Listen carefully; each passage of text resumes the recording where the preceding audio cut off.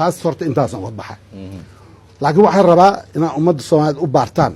walaalkeen hadduu dhiiridaas leeyahay caawa meeshan ka sheego 30 jir oo yiri 30 milyan leh abidkiisna wasaaraddaas maaliyadda meelaan ahayn oo ka shaqeeyo subax u shaqo tegey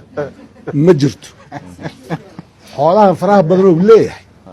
bal caawa ha la sheer gareeyo ummadda soomaaliyeed 30 milyan uu yiri 30 asa afkiis ka shay zakan ka baxsho yiri weyn zaka laga bixina waa ifan soma waan naqaanaa asiya kooxdiisi hal habeenkii doorashada hal habeen waxay bixiyeen 13 milyan oo dollar markaasay 2 milyan u baahdeen deyn soo qaateen deengay ka soo qaateen waa la yaqaan waxaa soo lacag intay ka timid kooxdiisii asiga waxay kharash gareeyeen 45 milyan oo dollar hebel rid hebel soo saar ay ku kharash gareeyeen habeenkaasna waa bayroolkii adduunka ugu weynaa lacag la bixiyo kii ugu weyneeday baxsheen lacagdaas intay ka timid aniga guri kuma lihi beledkan laakiin xeebtii waddanka oo la wada lahaa asaa qaatay dhulkii oo dhan asaa qaatay intaasaa gurye ka dhisay intaas hoteello leeyahay waa 30 jir waa ifan soma lacagtan intuu ka keen weligiisna aabihiisna wax ugama dhiman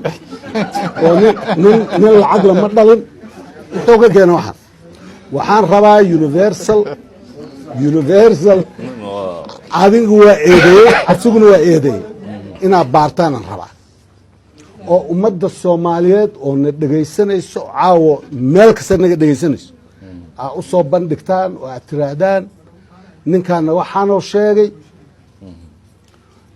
waxaanuu sheegay markaan baarnay waxaan noo soo baxay aday arrintaas u fiican tahay qofku waa iska soo fadhiisan karaa waxbaa iska sheegi karaa haddaan u soo noqdo eedeynta madaxweynaha la eedeeyey meel kale yaan laga raadinin dadkan wax yaray ku qanceen ummadda soomaalida halligaaya wax yaray ku qanceen oo ah madaxweynaha in tashwiish lagu furo si yacni kii dhiiqaday ahayd oo ay mas-uulka ka ahaayeen iyo tamaanta jirto ra'yi caalamka la yiraahdo waa isku mid intaas yartaa ay waddanku baabi'inayo iyo inay fursad helaan ay ku soo noqdaan waxaan rabaa shacabka soomaaliyeed inay wejiyada fiiriyaan berrito 2020 waa laydii imaanayo codaa laydii weydiisanayo haddii eebed wejiyada